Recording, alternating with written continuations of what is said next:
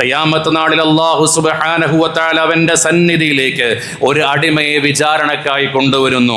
എന്നിട്ട് ആ അടിമയോട് ചോദിക്കുകയാണ്, മാ മനഅക അൻ തകൂന അബത്തനി. ആ മനുഷ്യനോട് ചോദിക്കുന്നു, മാ മനഅക അൻ തകൂന അബത്തനി. എൻ്റെ അടിമയായി ദുനിയവിയായ ലോകത്ത് എൻ്റെ ഭക്ഷണം കഴിച്ച്, എൻ്റെ വായു കഴിച്ച്, ഞാൻ നൽകിയതെല്ലാം ഉപയോഗിച്ചുകൊണ്ട് ജീവിച്ച മനുഷ്യനല്ലയോ നീ? നീ എനിക്ക് ഇബാദത്ത് ചെയ്യാതിരിക്കാനുള്ള കാരണം എന്താണ്? എന്നിലേക്ക് അടുക്കാനുള്ള ഇബാദത്തിനെ തൊട്ട് നിനക്ക് മാനിയായ ഘടകം എന്താണ്? ആ സമയത്ത് ഈ മനുഷ്യൻ നൽകുന്ന മറുപടി, ഇബ്തലൈതനീ, നീ എന്നെ പരീക്ഷിച്ചില്ലയോ അല്ലാ, ഫജഅൽത അലയ്യ അർബാബൻ ഫശഗലൂനി. ഞാനൊരു ഉടമസ്ഥന്റെ കീഴിൽ ജോലി ചെയ്യുന്നവനാണ്, ഞാനൊരു അധികാരിയുടെ കീഴിൽ ജോലി ചെയ്യുന്നവനാണ്. അതുകൊണ്ട് തന്നെ എൻ്റെ ഉടമസ്ഥനെ തൃപ്തിപ്പെടുത്തുന്നതിന് വേണ്ടി ദുനിയവിയായ ലോകത്ത് ഞാൻ അയാൾക്ക് വേണ്ടി ജോലി ചെയ്യുകയായിരുന്നു. ഉടമസ്ഥന് വേണ്ടി ജോലി ചെയ്യുന്ന ഒരു അടിമയെ പോലെ ജീവിച്ചവനാണ് ഞാൻ. ജോലിയുടെ തിരക്ക് പറഞ്ഞ്, ലീവ് കിട്ടുന്നില്ല എന്നൊക്കെ പറഞ്ഞ് ന്യായം കണ്ടെത്തുന്ന നമ്മളെ കുറിച്ചാണ് പറയുന്നത്. ആ സമയത്ത് അവിടേക്ക് മഹാനായ സയ്യിദുനാ യൂസുഫ് നബി അലൈഹിസ്സലാം മഹാനവറുകളെ കൊണ്ടുവരികയാണ്. എന്നിട്ട് അല്ലാഹു ചോദിക്കുകയാണ്, അൻത അശദ്ദുൻ അം ഹാദാ, നീയാണോ യൂസുഫ് നബിയാണോ ഏറ്റവും കൂടുതലായ ഒരു ഉടമസ്ഥന്റെ കീഴിൽ കഷ്ടത അനുഭവിച്ചത്? നീയാണോ അതോ മഹാനായ യൂസുഫ് നബി അലൈഹിസ്സലാമാണോ? ചരിത്രങ്ങൾ അറിയുന്നത് കൊണ്ട് യൂസുഫ് നബിയെ കുറിച്ച് വിശദീകരിക്കുന്നില്ല. ആ സമയത്ത് ഈ മനുഷ്യൻ പറയുന്ന മറുപടി, ഫയഖൂലു ബൽ ഹാദാ, ഞാനല്ല റബ്ബേ, ഏറ്റവും കൂടുതൽ ഒരു ഉടമസ്ഥന്റെ മുന്നിൽ ജോലി ചെയ്തത്, അടിമയായി ജോലി ചെയ്തത് യൂസുഫ് നബി അലൈഹിസ്സലാത്തു വസ്സലാം തന്നെയാണ്. ഫയുഖാലു, ആ സമയത്ത് റബ്ബ് ചോദിക്കുന്നു, ലിമലം യംനഉഹു ദാലിക അൻ അബദനി. അങ്ങനെയാണെങ്കിൽ യൂസുഫ് നബി പണിയെടുത്തുകൊണ്ട് ഇബാദത്ത് ചെയ്തില്ലേ? ഈ കഷ്ടപ്പാടുകൾക്കിടയിൽ നിന്നുകൊണ്ടെല്ലാം യൂസുഫ് നബി അലൈഹിസ്സലാത്തു വസ്സലാം എൻ്റെ കയ്യിൽ നിന്ന് സ്വർഗത്തെ മേടിച്ചില്ലേ?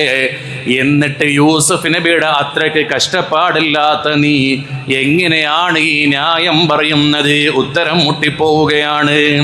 രണ്ടാമതായിട്ട് അള്ളാഹുവിൻ്റെ അടുക്കലേക്ക് കൊണ്ടുവരുന്നത് ധനികനെയാണ്. വയുജാഉ ബിൽ ഗനിയ്യ്, അതേ സമ്പത്തുള്ള മനുഷ്യനെയാണ്. തൻ്റെ ആവശ്യങ്ങൾക്ക് വേണ്ടിയുള്ള സമ്പത്ത് തൻ്റെ പണപ്പെട്ടിയിലുള്ള മനുഷ്യനെയാണ്. ആ മനുഷ്യനോടും ചോദിക്കുന്നു, മാ മനഅക അൻ തകൂന അബത്തനീ,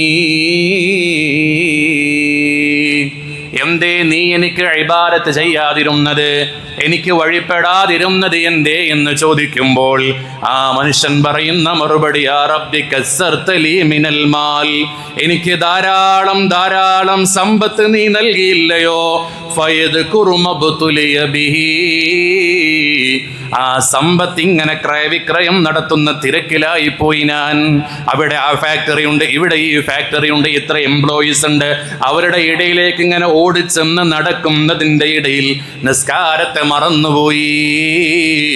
ളുഹറുകളും അസ്റുകളും മഗ്രിബുകളും ഇശാകളും പല രൂപത്തിലുള്ള നോമ്പുകളും എന്നിൽ നിന്ന് നഷ്ടപ്പെട്ടു പോയി. ആ സമയത്ത് ലോകത്തെ മുഴുവൻ അടക്കി ഭരിച്ച രാജാവ് സയ്യിദുനാ സുലൈമാൻ നബി അലൈഹിസ്സലാത്തു വസ്സലാമിനെ അവിടേക്ക് കൊണ്ടുവരുന്നു.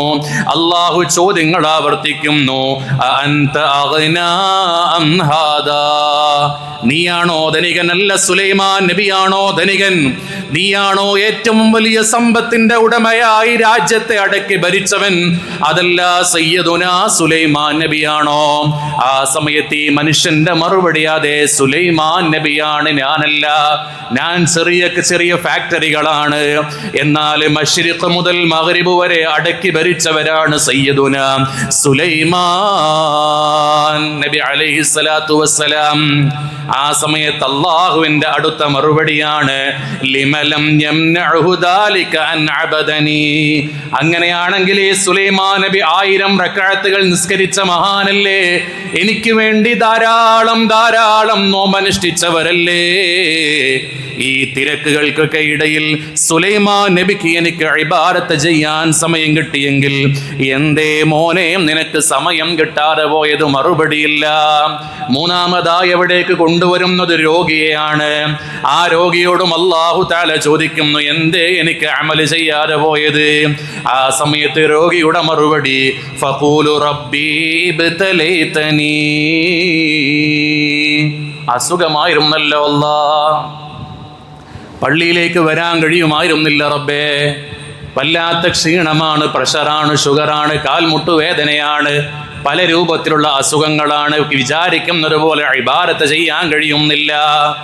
ആ സമയത്ത് അല്ലാഹു തആല അയ്യൂബ് നബി അലൈഹിസ്സലാത്തു വസ്സലാമിനെ കൊണ്ടുവരുന്നു. ചോദ്യം ആവർത്തിക്കുന്നു, നീയാണോ, അയ്യൂബ് നബിയാണോ ഏറ്റവും കൂടുതൽ അസുഖങ്ങൾ അനുഭവിച്ചത്? അയ്യൂബ് നബി തന്നെയാണ്.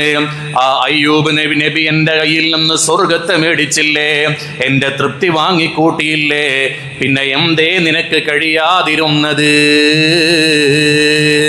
മറുപടിയില്ല. ഈ സ്ഥാനത്തൊക്കെ നിൽക്കേണ്ടത് ഞാനും നിങ്ങളുമാണ്.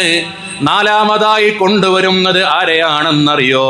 അതേ വയുജാഉ ബിയാഇസിൻ മിൻ റഹ്മത്തില്ലാഹ്. അള്ളാന്റെ റഹ്മത്തിനെ കൊണ്ട് നിരാശനായവനാണ്.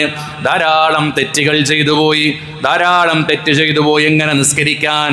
അള്ളാഹുവിന്റെ മുന്നിൽ എങ്ങനെയാണ് ഞാൻ നിൽക്കുന്നത് എന്ന് ആലോചിച്ചുകൊണ്ട് വിഷമിച്ച മനുഷ്യനെയാണ്. ആ മനുഷ്യന്റെ മുന്നിലേക്ക് ഫിർഔനിനെ കൊണ്ട് നിർത്തുന്നു അല്ലാഹ്.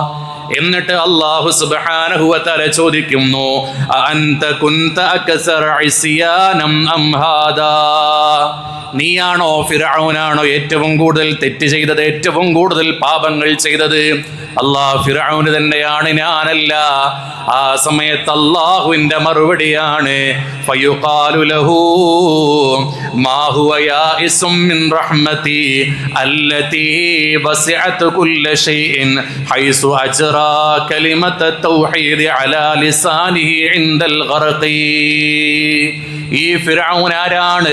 സമുദ്രത്തിൽ ഇങ്ങനെ മുങ്ങി താഴുന്ന സമയത്ത് എൻ്റെ റഹ്മത്ത് അവന്റെ നാവിലേക്ക് വന്നില്ലേ? ആ സമയത്ത് ഫിർഔനിന്റെ നാവ് കൊണ്ട് ഫിർഔൻ അഷ്ഹദു അല്ലാ ഇലാഹ ഇല്ലല്ലാഹ് എന്ന് ഉച്ചരിക്കേണ്ട സന്ദർഭം എത്തിയില്ലേ? സമുദ്രത്തിൽ ഇങ്ങനെ മുങ്ങിത്താഴുന്ന സമയത്ത് അവസാന സമയത്ത് ഫിർഔൻ വരെ പറയാൻ ആഗ്രഹിച്ചിരുന്നു, ഞാൻ ഇസ്ലാമിൽ വിശ്വസിക്കുന്നു എന്ന്. പക്ഷെ അല്ലാഹു തആല അതിന് തടസ്സമിട്ട് കൊടുത്തു. ഈ രൂപത്തിൽ അത്രയ്ക്ക് വലിയ ധിക്കാരം കാണിച്ച ഫിർഔനിന് പോലും അല്ലാഹു അവസാന സമയത്ത് നാവിൻ്റെ തുമ്പിലേക്ക് കലിമത്ത് തൗഹീദ് ഇട്ട് കൊടുക്കാൻ ഉദ്ദേശിച്ചെങ്കിൽ എന്തുകൊണ്ട് നിനക്ക് റഹ്മത്ത് കിട്ടില്ല? ആ കാരണം പറഞ്ഞുകൊണ്ട് എങ്ങനെയാണ് നീ മാറി നിൽക്കുന്നത്? അതുകൊണ്ട് എൻ്റെ പ്രിയപ്പെട്ടവരെ, ഒരു ന്യായം പറഞ്ഞുകൊണ്ടും അല്ലാഹുവിൻ്റെ മുന്നിൽ രക്ഷപ്പെടാൻ കഴിയൂല. കിട്ടുന്ന സമയങ്ങൾ ഉപയോഗപ്പെടുത്തുക. എങ്ങനെയാണോ ഇബാദത്ത് ചെയ്യാൻ പോസിബിളായ സമയങ്ങൾ ഉണ്ടാക്കുന്നത്, അത് നമ്മുടെ ആവശ്യമാണ്, നമ്മളത് ഉണ്ടാക്കുക തന്നെ ചെയ്യണം. അല്ലാഹു തആല തൗഫീഖ് നൽകുമാറാകട്ടെ.